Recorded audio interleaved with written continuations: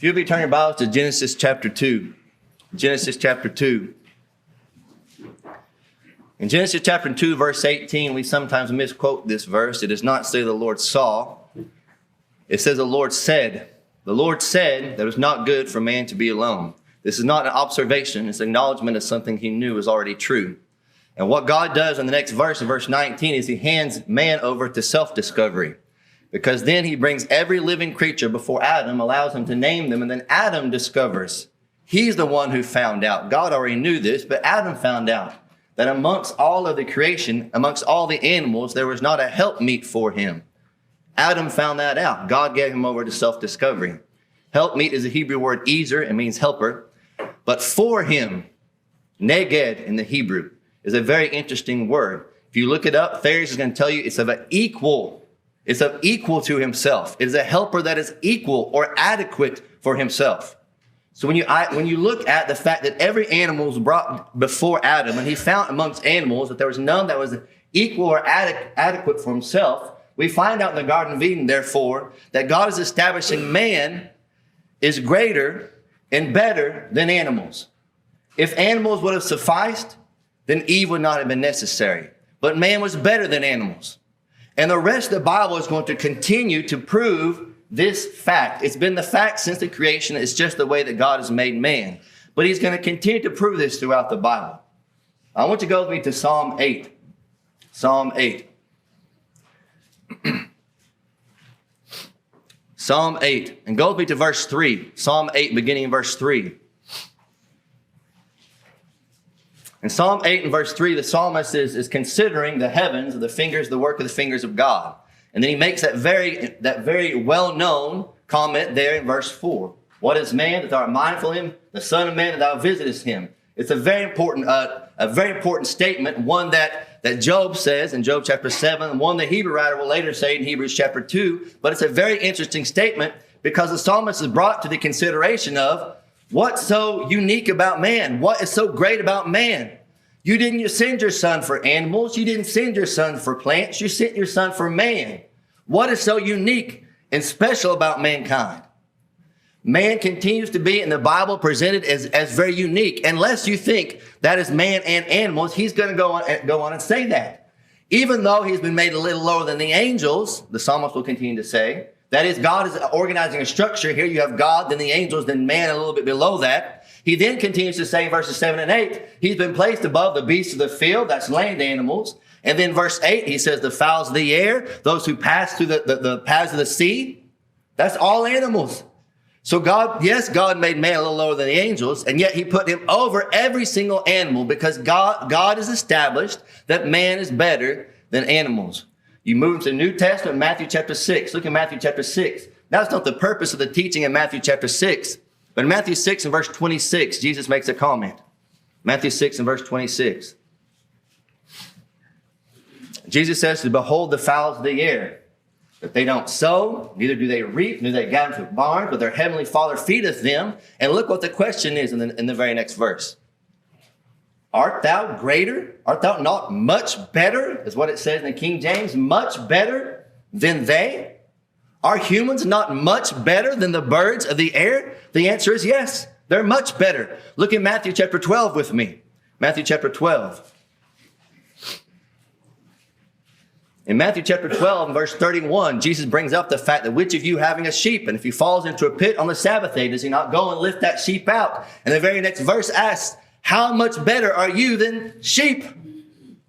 He's simply proving the fact and establishing and reestablishing the fact man is better than animals. In what sense is man better than animals?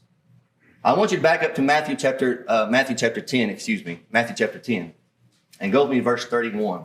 Matthew chapter 10 and verse 31. Man is better than animals in value. And though, again, this is not the purpose of this verse, he says in Matthew 10 and verse 31, fear not, little children, you are more value than many sparrows. More value. God has put value within man that supersedes the value of animals. Where is that value found? Is that value found in flesh and blood? Is that value found in the mortal? We would answer no to that because animals share in flesh and blood. So the value is not in flesh and blood that makes us of more value than animals. It must be something that is above flesh and blood, something that is above the immortal. It must be something that is immortal that gives us greater value than the animals. James 3 and verse 9. James 3 and verse 9. We've been created in the similitude of God. James 3 and verse 9. Matthew 16 verse 26. What's a man give in exchange for his soul? The answer to that is nothing. Why is the answer to that nothing? Because if you take every single thing on earth, whether it be plant or animal or monetary or building or vehicle or whatever it is, there's nothing on the earth that is of more value than one human soul. Because God has placed value within humans that makes them supersede the value of animals. Another thing that sets man apart from animals is in his wisdom and understanding. Go to the book of Job, Job chapter 39. Job chapter 39. And I want you to note how God has separated and distinguished man from animals in the giving of wisdom and understanding. In Job chapter 39 and verse 13, this is God speaking at this point. And God is speaking to Job about creation and how great he was and his absence from it. And he brings up in verse 13, he brings up the peacock, and then he brings up the ostrich. And then he's going to continue with some information concerning the ostrich. That's what we want to look at. Look in verse 14 concerning the ostrich. The ostrich will take her eggs and place them in the earth. And the next verse says, forgetting. I want you to remember that word. We'll get back to in a moment. She has forgotten that feet may come along and step on those eggs. And the Bible will describe that is actually her heart being hardened against her young ones. It's her heart hardened against her own children to the point where Job says she doesn't even look at them. God says in Job, she doesn't even consider them her own children. That's the description there. Do you know why that's the case? Look why that's the case in verse 16. Because God has withheld wisdom and not imparted understanding unto her. Why does she do that? She does it because that's the way she was made. She can't change it. It's just instinct. Natural selection is going to try to say, only the survival, the fittest traits are going to survive. That should have been done away with a long time ago. It's still here. Look it up. Ostriches have like a survival rate from the egg of 20%. It still happens because that's the way they were made. They know nothing different. They can't increase in their wisdom and understanding. God withheld that from them. I want you to contrast that with Isaiah 49 and verse 15. Look at Isaiah 49 and verse 15. Because in Isaiah 49 verse 15, Isaiah is speaking of the human mother now. And look at the contrast between the ostrich mother and the human mother. He asked the question, Isaiah 49 verse 15, can a human mother forget? Remember what the ostrich did? Forgot about her children. Can a human woman forget about her suckling child? Can she reach a point where she no longer has compassion upon the son of her womb? That is what should separate man from animals. That wisdom has been withheld from animals. It has not been withheld from human beings. So if a human being, on a side note, decides to murder their own young, it's not because they didn't have a choice. It's not because they didn't have the wisdom to know to do something better. It's not that. They made the choice to murder their young. And that makes them worse than an ostrich because the ostrich didn't have a choice. That's your verse about abortion. It's murder. We should be separated from the animals because God has not withheld understanding and wisdom. Look at 1 Samuel chapter 21 with me. 1 Samuel chapter 21. You recall in the context of 1 Samuel chapter 21 that David is escaping from Saul. He's arrived with Gath. He's arrived in Gath with Goliath's sword. I find that very interesting in the context because Gath is where Goliath is from, and he's walking into the city with Goliath's sword, having just killed Goliath. And so he's wondering, what's Achish going to do? What's the king going to do? What's going to happen with the king? In verse 12. So in verse 13, I want you to note what it says about verse 13. It says he changed his behavior. David changed his behavior. And I want you to note the description of his behavior. He scrabbled on some doors. He was drooling, and it came down into his beard. Do you see that description? That's a description of what a dog does. Scratch at your door, they salivate, and they drool on themselves. He changed his behavior to appear to be like a dog. And you know what that is called in that verse? Madness. It's madness. When you change your behavior, your human behavior, in order to behave like an animal, it's called madness in Scripture.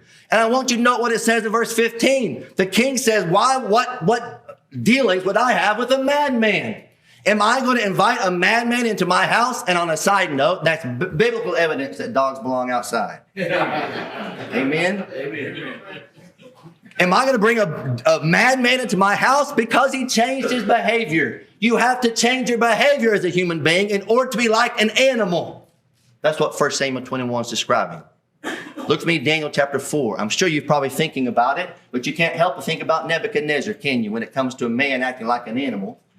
In Daniel chapter 4 and verse 31. In Daniel 4 and verse 31, there's a prophecy. Because of your pride, he lifted himself up in pride, and God said the kingdom's going to be taken away from you. And that's exactly what happens. But here's what the nature of it is, beginning in verse 32. You are going to be separated from man. You're going to dwell among the beasts. You're going to dwell among the beasts. You're going to eat grass. The next verse says exactly what happens. He goes and he eats grass with the beasts of the field. His nails get as long as the claws of a bird. His hair gets as long as the eagle's feathers. I don't want you to note the solution, the very next verse of that problem. What's the solution? It's a twofold solution. He lifted up to heaven. That's the first part of the solution. Oops. And the second part of the solution is what? His understanding returned to him. Do you see that? When you behave like an animal, you're lacking in understanding. God has not withheld understanding from man. God has withheld understanding from animals. And when you behave like an animal, it's an indicator that you don't have a proper understanding that a human being should have. And the first step is you need to go back to the source of where wisdom and understanding comes from. It comes from God. The third thing that separates man from animals is the moral law. A moral law separates man from animals. You know, the atheist and the evolutionist mocks. They scoff at the concept of you have to have a God to have good. I believe that with all my heart. They would scoff at that. They would say there's other sources of good. There's other sources. There's other arbitrators of good and evil in this world. And we say, okay, offer them forth then. And they'll say nature. Nature is an arbiter of what's good and what's evil. And so I observe the lion as it kills the antelope, and I say, is that murder? Is that morally wrong? Is it morally wrong for the lion to kill the antelope? No. It's just instinct. There's no moral law that commands him to kill an antelope. He just does it to eat. It's instinct. It's natural to him. There's no moral law in nature that says to murder this animal is actually a moral evil.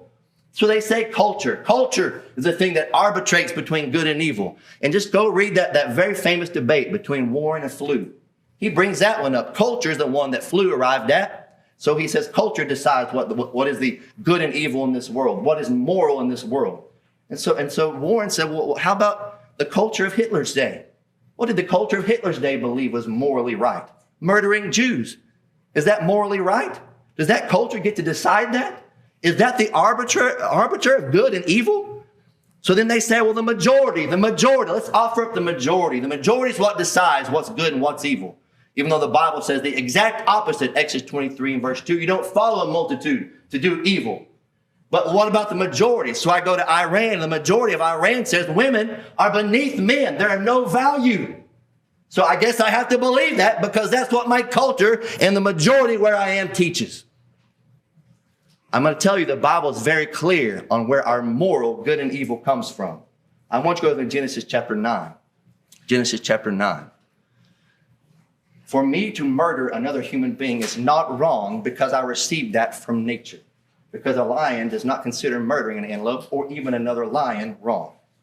But in Genesis chapter 9 and verse 6, Genesis 9 and verse 6, if you shed men's blood, of men will your blood be shed. And here's the reason for that. This is the reason that this is the case. We were created and made in the image of God. That's why that's the case. It's not wrong because of nature. It's wrong because God presented a moral law in a way that we can understand it. And now I know it's not okay to murder. It's not okay to murder, to take an innocent life. I know that. It's because God presented a moral law. In Esther chapter 3, I find Esther chapter 3 informational because in Esther chapter 3, again, that's not the purpose of this context, but in Esther chapter 3, you have Haman, he's before Ahasuerus, and he's speaking of the Jews. He says, there's a people, that's the Jewish people, who have a law. That is, Esther 3 and verse 8, diverse from every other people. That's quite the acknowledgement of someone who rejects them. That the law of the people of God sets them apart from every other people. You know who said that first? God did. I'm going to take this law and set you apart by it. He gave them a moral law, and it set his people apart from other humans. Esther 3 and verse 8. In Job chapter 19, when you understand the context and history of Job chapter 19, if you want to turn there, the development of it, if you've wondered before, why is it that Moses wrote Genesis? Why didn't Abraham write Genesis? Genesis 20 calls him a prophet. Why didn't Abraham write it? Well, because there wasn't a written language yet. You have to take into account of where we are in history. But lo and behold, by God's providence, by the time of Moses, a language had already developed in Egypt and Phoenicia, and there was an alphabet, and there was a language, and now God has set apart a man who can write these things and study the Egyptian language and study Hebrew and be able to write it on down. Isn't God amazing? That's what Acts means when he says that he was eloquent in speech, in words. He was mighty in words. He says in Exodus 4, I'm not eloquent in speech. So he must have been eloquent in the written word. It's almost as if God chose him for a reason. And you have this author who's writing the book of Genesis. So in Job, I want you to know he's a patriarch. In the lifetime of Job, there's not the written language yet. So Job says this in Job 19 and verse 23. Job 19 and verse 23. Oh, that my words could be written down and put in a book. And then he goes on and says, and not just put in a book with a pencil that's easily going to be removed. Let's etch it in a rock forever. Job 19 and verse 24. Why, Job?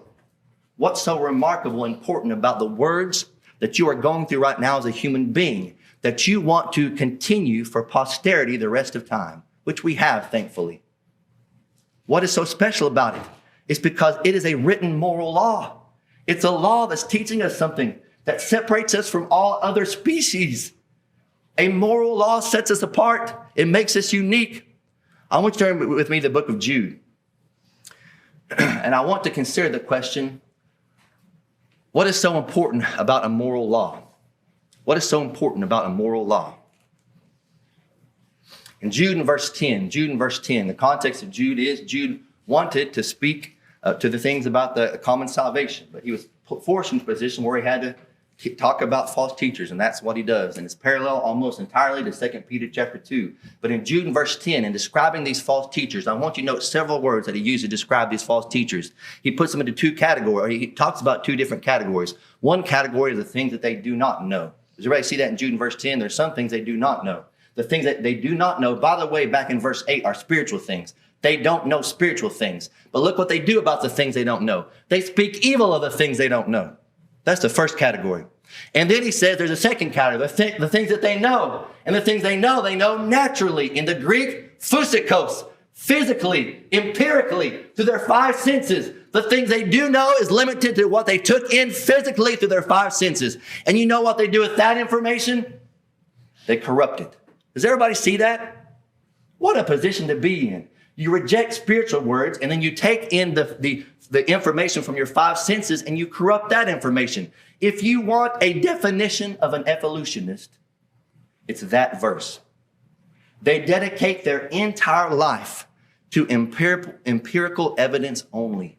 They take in things with their five senses. Their whole life they spend it. And you know what? Every bit of that information is pointing towards a creator. That's what it's pointing towards. But you know what they have to do, therefore, because they have rejected a creator? Corrupted. This is just a definition of evolutionist. They're just one of the categories of false teachers we have. But I want you to know how he describes them. He describes them as brute. Look that word up in the Greek. Logos. The alpha negative. Logos. Illogical. Without a word. They're acting as if they do not have a word. As if they do not have a moral law. They are natural. Illogical. Brute. Beasts, animals. There's an illogical as an animal. That's what Jude in verse 10 says. I want you to turn to the parallel passage in 2 Peter chapter 2. In 2 Peter chapter 2 and verse 12, he gives some further information on these brute beasts, illogical animals. I'm not saying that. You can get mad at me, but I would encourage you not to get mad at God about it. 2 Peter chapter 2 verse 12. 2 Peter 2 and verse 12. Here's another aspect of these false teachers, these brute beasts. It says they're made to be taken captive and destroyed. The Greek is trapped like an animal. It's what we do to animals. We trap them. That's what he's describing these false teachers as. They're like animals that are made to be trapped. Now go to verse 15 with me. It's one of my favorite parts of this chapter in verse 15. He brings up the donkey and Balaam. And he's speaking to those tribes, those 12 tribes scattered abroad, and he's appealing back to their remembrance of the book of Numbers, and he brings up this donkey. And what you have here is this donkey who is forced to rebuke in the very next verse, madness of this prophet. Now, I encourage you to look up madness in the Greek. Para means alongside, parabole, to throw alongside, phroneo, yourself. The madness of the prophet. He's beside himself. The imagery in this picture is it's a donkey talking to a donkey. One of them shouldn't be a donkey. One of them was made to speak naturally. The other one was not made to speak naturally. And the dumb donkey was made to speak, to rebuke a human being who is right beside another donkey. That's what he's acting like. You've rejected the word of God, and he is described as madness. He's beside himself. It's a donkey having a conversation with a donkey. That's like a comic book. That's 2 Peter 2, 15 and 16. Mankind should be better than that. We have an understanding that is greater than that because we have a moral law that's been given to us that's greater than that. Look with me in Romans chapter 1. Romans chapter 1. Romans chapter 1 and verse 18. Romans chapter 1, verse 18. Paul's going to bring up the fact the wrath of God is against all those who are, in this context, committing the sins we're about to get into. The wrath of God is against them. So clearly this is something that God does not want. In verse 23, I want you to note what they have done. They've changed the glory of God.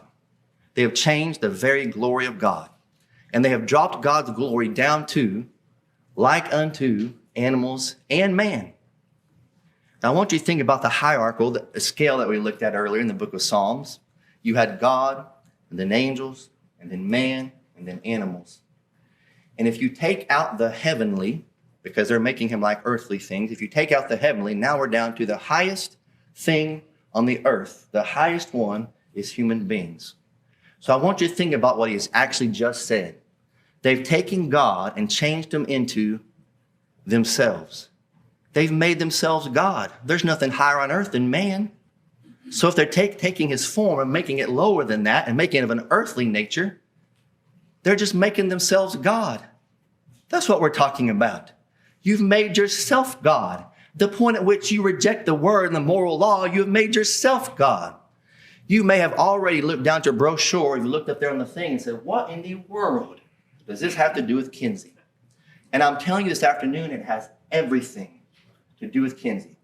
I'm telling you this afternoon, please, I beg of you, especially if you're under the age of 30, not to read this book. Not to read this book. That's how I feel about it.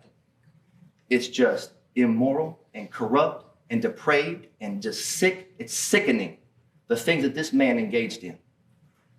Awful, horrible things. But you know why? It is just the logical progression of evolution. Because if we are nothing more than differently adapted animals, not better, you can't say better if you've removed morality, just differently adapted animals. If we're nothing than differently adapted animals, why can't we act like animals? Why can't I act like an animal? Why can't I have multiple mates? It's in the animal kingdom. Why can't I have multiple mates? If I'm an animal, evolutionarily speaking, then why can't I act like an animal? When I was in college, there's a brother who's a deacon now there, and we've been at BCS, and we've been friends for a long time. And he was in the science department, and he's one of the very few who finished and got his doctorate through the science department of Texas A&M and remained a faithful Christian. And his boss, who was an evolutionist, lost his daughter at the age of 7. And they had a funeral for her. And Chris said, would you come with me? So I went with him, and it was at the All Faiths Chapel. Isn't that interesting? The evolutionists were having this funeral at the All Faiths Chapel. And went to this place, and these people were crying and telling stories, and we're going to miss her. It was very, very sad. They were so emotional over it. And Chris and I were sitting there thinking, you know, you have reduced your 7-year-old daughter to a bag of DNA. She's a bag of DNA. You shouldn't mourn any more for her than you do when a dog gets run over or when you step on an ant. She's just DNA. Your daughter's just a bag of DNA. I can't imagine getting that depraved in my way of thinking about humankind. But I told Chris, I think the sad part of it is we're the only two in this whole audience who realize that 7-year-old girl is in paradise. Her soul's in paradise. And she was saved from a lifetime of false teaching and corruption and depravity of this evolutionist. She was saved from it. And thanks be to God for that. It's traumatic. We hate to see it. But thanks be to God that this 7-year-old girl was taken away from what inevitably probably would become her own demise if she grew up under that poor father. And we're sitting there thinking, we're happy. We're happy. I'm sad for these evolutionists, but I'm happy for this girl, this 7-year-old girl. But if you have no hope in this world, there's no hope in this world. If you believe that all your child is just a bag of DNA, there's no hope in this world. What hope do you have for? This is the natural progression of evolution. If we are nothing more than animals, why can't we act like animals sexually, which is what his book's about. His book is about sexual depravity. So again, please don't read it. Please don't read it. This is John Hall speaking. Please don't read it. Just depraved morally. But here it is at the end of the day. I can have multiple partners, if you will, because the animal kingdom does it. Not all of them. Penguins don't. But most of the animal kingdom has multiple mates. Let's do that because we're animals. It's just a natural, logical product of evolution. Let's just act like it. You know what also shocks me is that donkey would walk up to Kinsey and say, there's some things that you do that you're not going to even find in the animal kingdom. That's what is said the worst about it. I was in my sophomore year psychology class at Texas A&M. And for the first 3 chapters, we talked about evolution in psychology class. So I was wide awake for that one because I was so angry the whole time. In the 3rd chapter in my psychology class, they showed a picture of 2 male bull giraffes with their necks wrapped around each other and said, look, there's homosexuality in nature. I happen to have been in Africa many times, so I know that in reality what's happening, they're fighting over a woman. They wrap their necks around each other and beat each other with those horns, and then one gives up or dies and he gets the woman. It's the opposite of that. And man, if I wasn't so poor in college, I would have kept that textbook. And I would have showed you. They're trying to shove this stuff down their throat and say, look, homosexuality is in nature. It's not in nature. Amen. You came up with that. The donkey would say, you're acting worse than we are. You remember in 1 Corinthians 5, there's things that are not even named among the Gentiles. You're doing things, Kinsey, that's not even named among the animals. Oh. That's what this has to do with. Go with me to Job chapter 12. Job chapter 12. How much time do I have, Rick? Job chapter 12. In Job chapter 12, go with me to verse 7. Job chapter 12 and verse 7. Take them all. In Job chapter 12 and verse 7. And again, we're talking about, I don't want to spend much time on this man because it's just filthy. It's really just filthy. I brought my 10-year-old son with me. So I said, I get to control what's said from this pulpit. I don't want my 10-year-old to hear any of it. It's just filthy stuff. I don't want him to even know the depravity of humankind. But in Job chapter 12 and verse 7, he says, ask the beasts. Now, this is not Pocahontas. He's not talking about go up and have a conversation with an animal. Go up and talk to a tree. It's going to tell you something. Job 12 and verse 7 is describing the fact that in nature is speaking to us. And nature is telling us something. Even the animals are telling us something. And by studying animals, we can learn things from nature. I know that because back in Romans chapter 1, I can know the existence of God just from nature. It leaves us without excuse. And that should put us on the path of seeking, which few people are doing. But just ask the beasts. He goes and says, ask the beasts. Ask them what? Who has made them? Who hath wrought this? And they're going to answer. He says, who does not know in all of these and all these animals who hath wrought this, who hath made them? And apparently the answer is only humans. We're the only ones. Apparently we're the only ones who are not fully aware, many people, many humans, that God made them. We're the only ones. There's no part of creation. When you look in Genesis chapter 1, when God said, let there be light, did the darkness say, nope, I don't think so? Did that happen? When God tells the animals, go and replenish the earth and multiply, the animals say, nope, don't want to do that. No, it's just natural instinct. I want you to think about something. In verse 10, he says, in that very hand that created all those things, in that very hand are the nephesh in the Hebrew, the nephesh of every living thing. Nephesh in the Hebrew is something that all people, all things that are alive share in. It's not exclusive to humans. It's in all things that are alive. But then what he says, the ruach of mankind. Ruach of mankind is reserved for us. In the Hebrew, ruach is reserved for us. We are separate from everything else that is living. And all of it's in God's hands. I want you to think about the implications we conclude. I want you to think about the implication of a moral law as it pertains to humankind and what those who are willing to break it will do.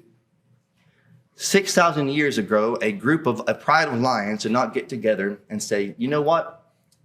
Let's decide that killing an antelope is not wrong, not morally evil. That's not what happened. It didn't happen 6,000 years ago. And I want us to understand this implication. If the point at which you need to discuss and then eventually write down a moral law is that point at which obedience, good and evil, is no longer natural and instinctual. If it's natural and instinctual, you don't have to write it down because we already know to do it. I can't do anything else. If I can't do anything else, why write it down? Across the history of mankind, how many civilizations have had written laws? 99% of them.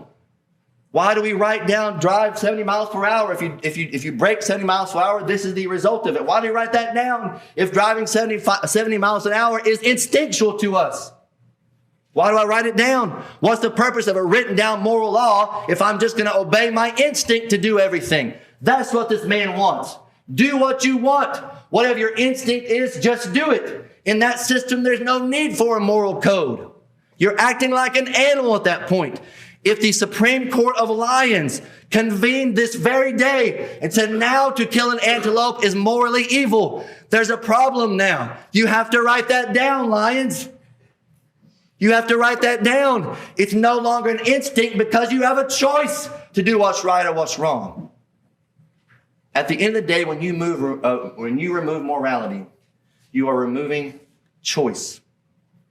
You're removing choice. That sets us apart from animals. A dog can walk up to two bowls of food and choose which bowl of food it's going to eat. I'm not saying that, but we're talking about moral choices. It separates us from all mankind. And if we don't think this is a serious issue, there are people in the church who are so blind that they are under the impression that their children in the church are completely immune to the sexual temptations that go on in this world. And I want to tell you this afternoon, if you are under that impression, come and see me afterwards. We've got a little talking to do. You are not immune. In fact, we set our children up for failure. There's never been a society where children have more access. I'm not saying the sins haven't been there, but there's never been a time when children have had more access to sexual sin than this very time and this very culture. Never existed. If you think to yourself, oh, child, I've been through that, you've been through some of it. But the kind of access that your children have at the touch of a finger to sexual perversion is beyond a scale that I think we realize. We're talking about I don't know what it is now, $40 billion industry pornography is. And if you think the church is immune, you are living in a hole because we're dealing with humankind. Are your children humans? If your children are humans, then we're dealing with something that humans are dealing with. And we have set our children up and we let them go to dances and we let them go to parties and we let them step out wearing shorts that are this long. And we say, okay, drop your hands. Oh, it's about right. Go to school, show off your body to everyone around you, but flee fornication. We don't have them sit down, do we? Sit down. Uh-oh, they're up here. Nope, don't sit down. I don't want to look at that. Just stand up and let me measure it. We have so directed our children, the next generation, into sexual perversion and sin, and then we're going to wake up and think, oh, what happened? It was Kinsey. No, it wasn't Kinsey. It was you. It was parents that did it. I don't know what we have to say and what we have to do for us to get back to respecting the God-ordained beauty of the sexual relationship within marriage. Right. I don't know what we have to do. I mean, go around beat people in the head. I can do that with some of my friends. I'm going to hit you in the head. That's the dumbest thing I've ever heard. You need to have some relationship with that. If you don't have someone in your life who can hit you across the head when you say something dumb, find someone. You need it. All of us need it. The one that's the closest to me lies right next to me in my bed. She hits me in the head all the time. We'll get in the car and I'm say, didn't I do a wonderful lesson? She'll say, no, you said that you were, what's the one I always say, Jason, accidentally? Infallible. Who knew that? Josiah. See, your son listens better than you do. I accidentally say infallible instead of fallible sometimes. My wife said, you said you're infallible again.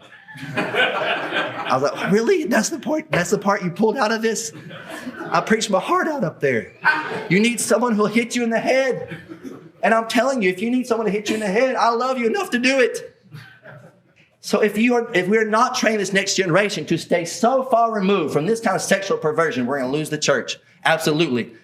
If you're back in Romans chapter 1 and verse 24, Romans 1 and verse 24, I didn't bring this up for no reason. But Romans 1 and verse 23, after they change God into themselves, what's one of the results of that in verse 24? Sexual sin. So shocking. It's so shocking when you move God down to a human being's level and you make yourself a God, that sexual sin is going to enter into the picture. So shocking. That's what we're talking about. Don't read this book. Read this book.